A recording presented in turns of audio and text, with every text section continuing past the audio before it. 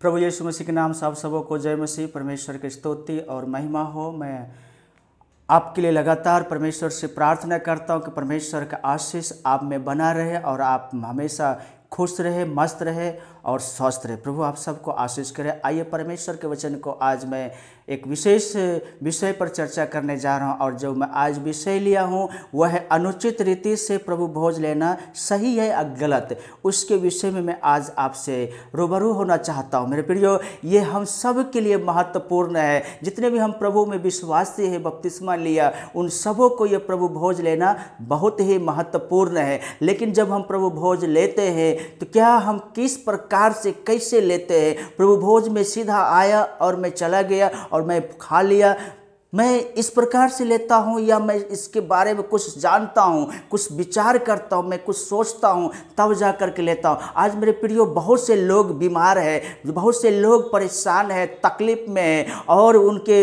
Accident हो जाते, कई प्रकार के उनके साथ दुर्घटना होता है। लेकिन ये एक्सीडेंट, ये बीमार, ये परेशानी क्यों होता है, किस कारण से होता है? क्या आप इसके बारे में जानते हैं? मेरे प्रिय भाई बहनों, जानते होंगे। आप ये सोचते होंगे नहीं, मेरे कुछ खाने पीने के कारण से मेरे शरीर में इस प्रकार से परेशानी आया, हो सकता है मेरे परिवार की वजह से मैंने कुछ, मेरे जीवन में उलझन आया, हो सकता है मैं सही से गाड़ी नहीं चला रहा होगा, इस कारण से मेरा एक्सीडेंट हुआ होगा, या हो सकता है मेरा कमज़ोर शरीर होने के कारण मेरे शरीर में कुछ ऐसे ऐसे बड़ा बड़ा बीमारी आया। तो मैं आपको बता देना चाहूँगा मेरे प्रियो, इस कारण से भी नहीं, बल्कि आप जो प्रभु यीशु मसीह के मेज में जो भाग लेते हैं, जिसको बोलते हैं प्रभु भोज, उसमें जब आप भाग लेते हैं और उसमें अनुचित रीति से जब आप उस मेज के सामने उपस्थित होकर के उनके साथ आप रोटी और दाखरस खाते और पीते हैं, तो उसके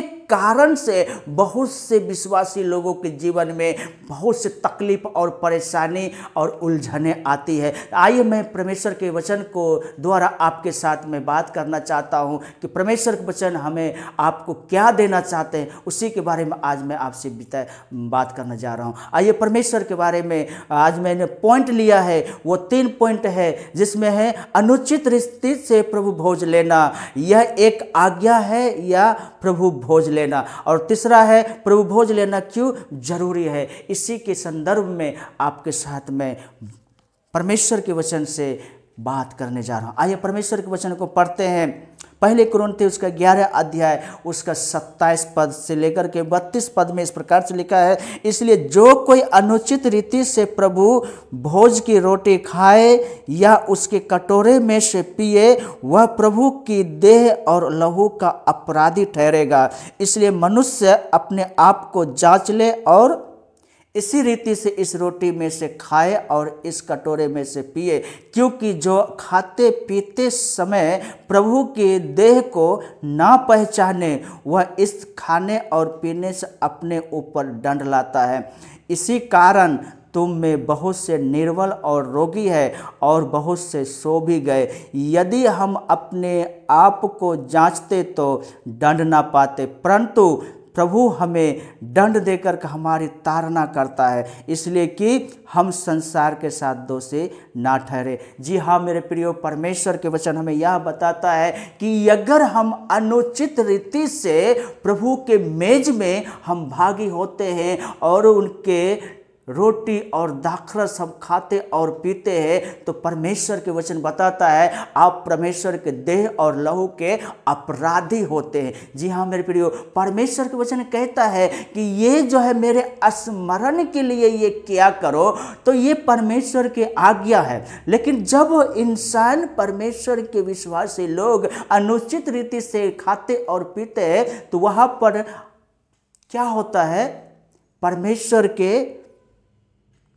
अपराधी ठहर जाते। क्या परमेश्वर अपराधी होने के लिए ये प्रभु भोज ठहराया? क्या परमेश्वर दंड पाने के लिए प्रभु भोज ठहराया? जी नहीं मेरे प्रियो, ये नहीं, दंड पाने के लिए नहीं। लेकिन हम जो विश्वासी लोग हैं और वो अनुचित रीति से, प्रभु यीशु मसीह ने अपने शरीर को इस संसार में दे करके हमें संसार में से चुन करके हमें बुलाया है, और अगर हम संसार को लेकर के इस मेज में आते हैं मेरे प्रियो, तो इसी कारण से हम अपराधी हो जाते हैं और आप अपने ऊपर दंड भी लाते हो। क्योंकि परमेश्वर ने परमेश्वर के वचन को गलाती की किताब उसके 5 अध्याय उसका 19 से 21 पद में लिखा है, तो उसमें शरीर का जो काम है वो प्रकट है, अर्थात व्यभिचार। लोग समझते हैं व्यभिचार सबसे बड़ा पाप है, लेकिन वहाँ पर और भी लिखा है ईर्ष्या, जलन रखना, गुस्सा करना, वो जादू टोना, मतवालापन, लीला कीड़ा, ये सब भी है। लेकिन जितने भी उसमें लिखा हुआ शब्द है वो सब जो है पाप के कैटेगरी में आता है, उसमें छोटा बड़ा नहीं है। लोग क्या करते हैं, गुस्सा और ईर्ष्या जलन को साइड करके निकाल देता, बोलता ये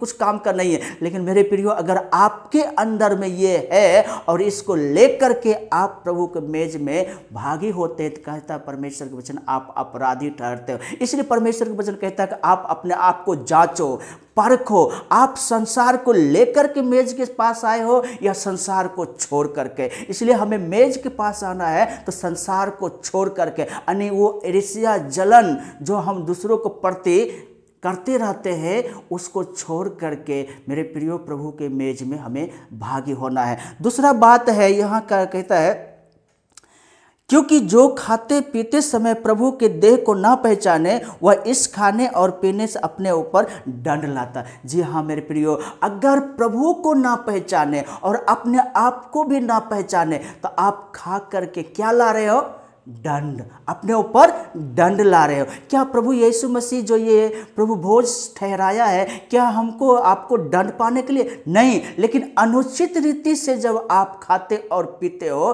तो आपके ऊपर दंड आ रहा है। इसलिए आप सावधान हो जाइए मेरे प्रियो, और पवित्रता के साथ, पूरी नम्रता के साथ संसार को छोड़ करके और आत्मिक जीवन में आकर के प्रभु के मेज में भागी होइए, तब जा कर के परमेश्वर का अनुग्रह आपके ऊपर होगा।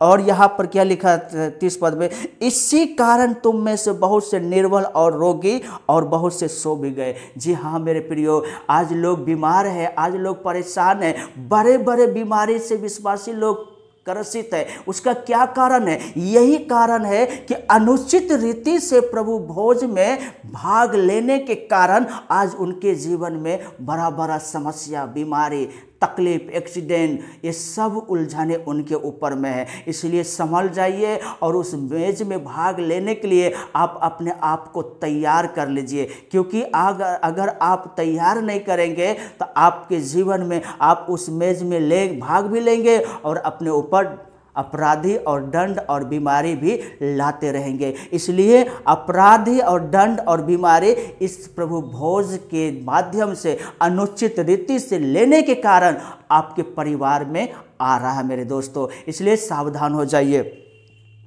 और दूसरा यह है, प्रभु भोज लेना यह एक आज्ञा भी है। हम परमेश्वर के वचन को हम पाते हैं इसी पहले कुरिन्थी 11 अध्याय उसका 25 और 26 में, इसी रीति से उसने ब्यारी के पीछे कटोरा भी लिया और कहा, यह कटोरा मेरे लहू में नई वाचा है, जब कभी पियो तो मेरे स्मरण के लिए यही किया करो।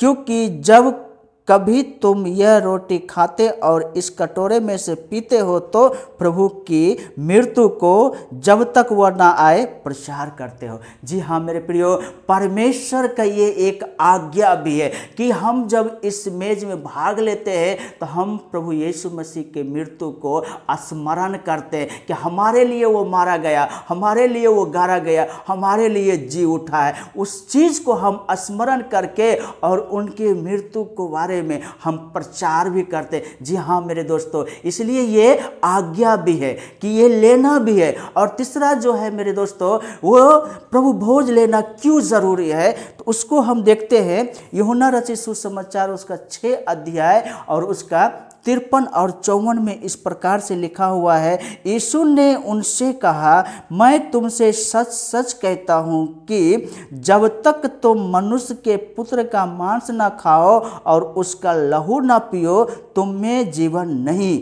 जो मेरा मांस खाता और मेरा लहू पीता है अनंत जीवन उसी का है और मैं उसे अंतिम दिन फिर जिला उठाऊंगा। जी हाँ मेरे प्रियो, यहाँ पर विश्वासियों की एक अनिवार्य कर दिया है, जितने भी प्रभु यीशु मसीह के नाम से बपतिस्मा लिया है उनको सबको इन चीज़ों में भागी लेना ही है। लेकिन आप इनसे हट भी नहीं सकते कि नहीं आज मैं शुद्ध नहीं हूँ, आज मैं पवित्र नहीं हूँ, आज मैं संसार को लेकर के अपने अंदर आया हूँ इसलिए आज मैं भोज नहीं खा सकता। दूसरे बार कहेंगे ऐसा आप बोल भी नहीं सकते, क्योंकि यहाँ पर कंपलसरी है, लेना ही होगा। लेकिन लेंगे तो आप कैसे लेंगे? बिल्कुल पवित्रता के साथ क्योंकि यहाँ पर परमेश्वर ने एक आज्ञा ठहराया, अगर इस लहू इस मांस अर्थात रोटी और दाखरस को जब आप पीते हो तो आप परमेश्वर के जीवन में सहभागी होते हो। और एक दिन प्रभु यीशु मसीह जब इस संसार में दोबारा आएंगे तो आपको फिर से जिलाएंगे और अपने पास ले जाएंगे। इस मेज के माध्यम से, प्रभु भोज के माध्यम से हमें स्वर्ग जीवन भी मिलने वाला है, इसलिए ये लेना भी बहुत ज़रूरी है। इसलिए हमें ध्यान रखना, अगर अनुचित रीति से आप लेते हो तो आप अपने ऊपर अपराधी, दंड और बीमारी के लाते हो, और उचित रीति से पूरी पवित्रता और अच्छाई से आप इस मेज में भाग लेते हो, पूरे दिन बन के नम्र बन करके, तो आप प्रभु के लिए स्वर्ग के अनंत भागीदार भी बन जाते हैं। तो मुझे उम्मीद है आज का संदेश मेरे प्रियो आपको अच्छा लगा है तो आप इसे शेयर कर दीजिएगा, लाइक कर दीजिएगा और सब्सक्राइब करके ऑल बटन दबा दीजिएगा, ताकि जो भी हम वीडियो बनाए तो वो आपको नोटिफिकेशन मिले। प्रभु आप सबको आशीष करे, आमीन।